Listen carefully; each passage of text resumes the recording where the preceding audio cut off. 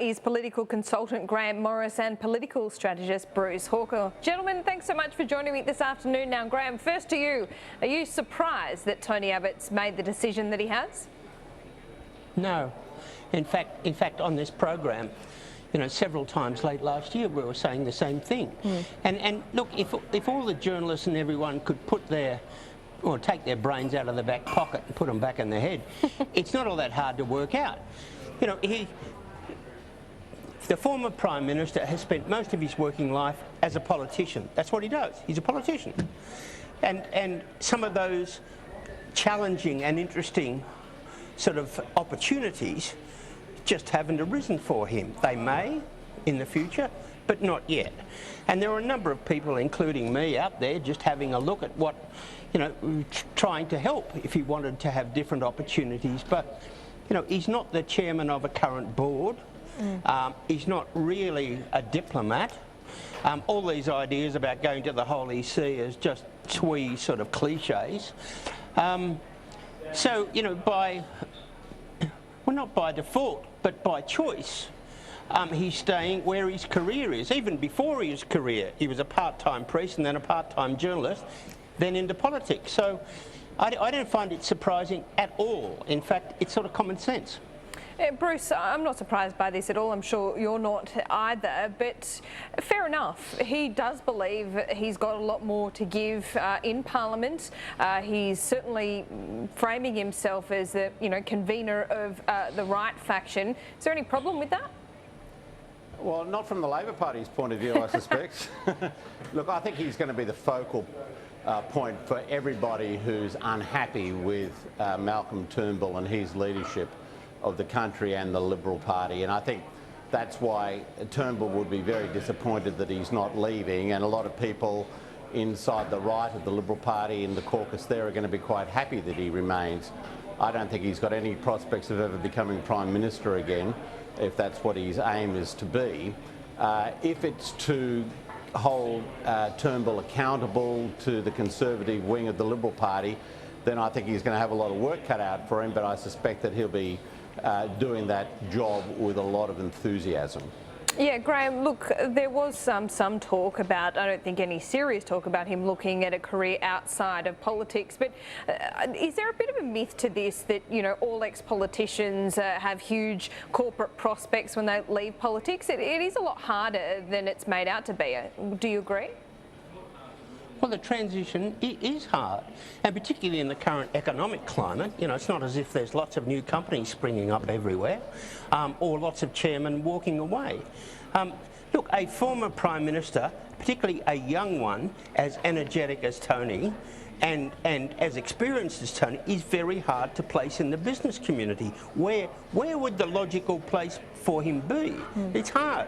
His logical place is in the Parliament, being the member for Warringah and contributing to the Liberal Party, as he has done for 20, 30 years, just in a different role.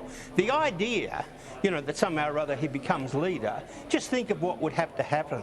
Malcolm Turnbull would have to fall in a complete heap. Bill Shorten would have to become Prime Minister, or Tanya Plibersek or someone, spend time in opposition, then become PM again. Really? Not going to happen. Well, there's a playbook here, isn't it, Bruce Hawker, looking at what happened with Kevin Rudd and Julia Gillard. But would you agree that they are quite different here? Kevin Rudd and the Julia Gillard situation is a bit different to what's gone on here with Malcolm Turnbull and Tony Abbott. Of course, Malcolm Turnbull is soaring in the polls. Rudd was doing the same thing before he was dumped as leader. But can you see that happening, the same kind of Rudd-Gillard situation? I think it's very different. I mean, Kevin Rudd made his comeback to the leadership. He's 74 days in government. I call it his flight from Elba, after Gillard really failed as Prime Minister, and he continued to be very, very popular with the electorate. Personally. Now, that's not the story with Tony Abbott at all. He has never been a popular figure with the Australian electorate. He capitalised quite successfully on division inside the Labor Party and won the Prime Ministership that way. but everyone basically was happy to see him go when he left. So there is no comparison to be had between Rudd and Gillard. And remember, even though Rudd was extremely popular in the polls leading up to his return to the leadership, he still lost, and I was part and parcel of that loss too, when the Liberal Party really aimed all its guns at us and reminded the electorate about how divided we'd been for so long. Yeah, and of course Malcolm Turnbull did decide to stay in politics. He was talked down from quitting essentially after he was rolled as opposition leader. Grahame Morris, how does Malcolm Turnbull deal with Tony Abbott now? Does he elevate him to cabinet? Perhaps not immediately, but down the track. Well, look, I think the PM would consider it down the track, but in what position and sort of who deserves to go? It's not easy. And before that, the former Prime Minister sort of has to play the game and show that, that he's still all part of the team rather than sort of a pew of his own in the broad church. Yeah, look, if it was me, I would bring him in, but I'm not the Prime Minister. Bruce, what would you do? Look, I don't know that I'd bring him in, because I think the prospect of him leaking would be, or being accused of leaking every time something went wrong for the government, would be very difficult to manage. I think I'd be inclined to keep him out of it now rather than to let him back in if I was Malcolm Turnbull, despite pressure for that to happen. Turnbull's got to put his own stamp on the government. He's got to put his own ministers in there, and that does not include Tony Abbott. And Graham, how does Tony Abbott, if you had any advice for him, I'm sure you're happy to offer some gratuitous advice, what would you suggest he do? How does he make best use of his time in Parliament now? It must be very difficult from being a leader just 4 months ago now to being a backbencher, but still an important figure. So how does he hone those skills? How does he direct all his energy? Play the game. It's not that hard. And look, he's still got to be the member for Warringah. He will still have a whole raft of things he's got to tidy up from being Prime Minister, including all the people who, have written to him and said, "I'm really sad you're gone, former PM." All of that. And then he can contribute, like everyone, make a name for yourself in a particular policy area. And then go and raise money for all the marginal seats, all of the sort of things that a former leader can do.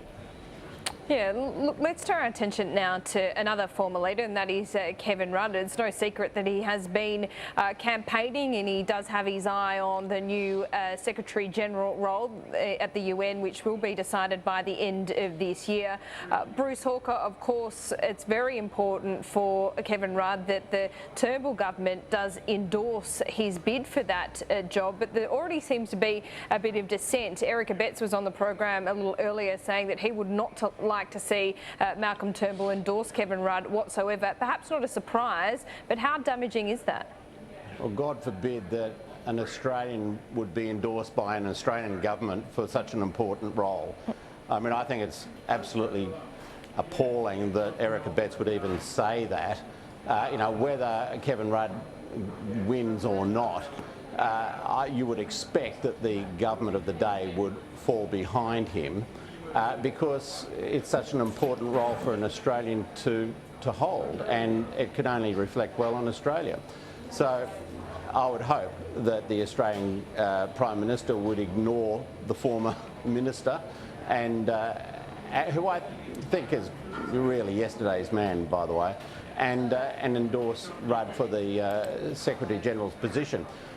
He's got a long way to go, of course, in order to get that role, but certainly Australia should be backing him. And what are his chances, Bruce, from where you sit at the moment? Of course, there's a lot of campaigning that gets underway. There are a few other contenders as well. What are his chances? Look, I don't know that I could put a percentage on it, but I'll just say this, that all sorts of other considerations come into play, like the fact that a woman has not been Secretary General yet, and there's talk that the next Secretary General should be a woman. There's the issue about what region of the planet that they come from. certainly now they're talking about somebody from Eastern Europe. Well, you know, he doesn't fit either of those criteria, but he's somebody who has demonstrated that, you know, he's got a remarkable coverage of international affairs and politics. That really was his strong suit, highly regarded by the leaders of the day when he was Prime Minister, the other world leaders of the day when he was Prime Minister. So I think all those things go to his, you know, best suit, really. But I think it's going to be a very difficult task nonetheless. And Grahame Morris, he does seem, at least on paper, suited to the role. Look, I reckon Kevin Rudd would be a good number 5 at the UN. He's not a number 1. You know, he could be the entertainment coordinator or something, but not the Secretary General. That'd be silly. Okay, not an endorsement there from Grahame Morris. I don't think he was perhaps looking for that. But look, let's move on. The Republic debate, it's reared its ugly head again. Well, this might be welcomed by some, wherever you sit on the debate, but it comes up every Australia Day. Grahame Morris, is it the right time now? It's been several years since it was a failed referendum. Perhaps there's this argument that it should be looked at before the Queen dies. No, not until after the Queen goes, or it will get another hiding. And look, the Republican movement have got to come out of the closet. You know, are they in favour of an elected head of state or an appointed one? And if they want to have an elected one, in other words, our Prime Minister is elected and our Governor General is elected, I will come out of campaign retirement and go and run the campaign against it. We cannot have a double mandate in this country, and yet the electorate want to have a vote on it. So, you know, the Republican movement's got to decide which way they want to jump, and that is not an easy decision. And Bruce Hawker, we heard from Peter Fitzsimons earlier in the day. He was saying that he wants this simple proposition whereby the Governor-General stays the Governor-General, and the decision is essentially ratified by the Parliament if, you know, a referendum were successful. That seems like the simplest model and likely to get up. Well, it is a simple model, and it's a shame Grahame couldn't understand that that's what has been put, certainly by Peter Fitzsimons it's and not the what the leadership people want. And the leadership of the Republican Party movement. Look, I don't know that that's the case at all. It's been a long time since there's been a serious debate about it, and I think we do have to have a debate around that issue. And Grahame, you can come out and lead the anti-forces, and, you know, I'm sure there'll be people who support you in that proposition. But I think it's never too late to be having that debate. But I think the more important question in all this is, how is it that the person who was the leader of the Australian Republican movement, Malcolm Turnbull, doesn't want to engage on the issue anymore?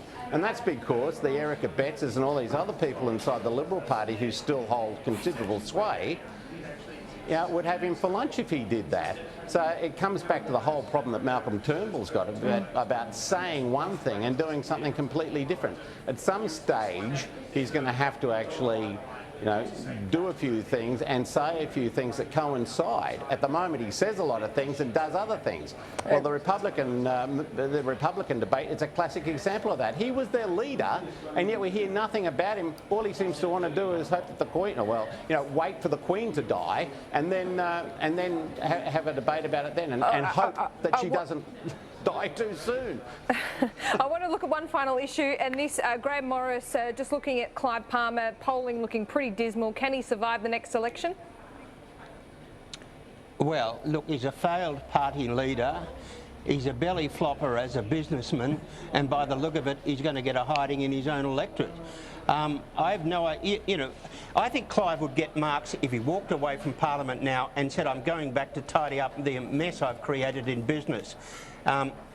Anything else is going to be just an embarrassment. Well, we will see. Grahame Morris, Bruce Hawker, I'm going to have to leave it there. Thanks for your time on PM Agenda. Thank you. A quick break. We'll be back with more. Stay with us.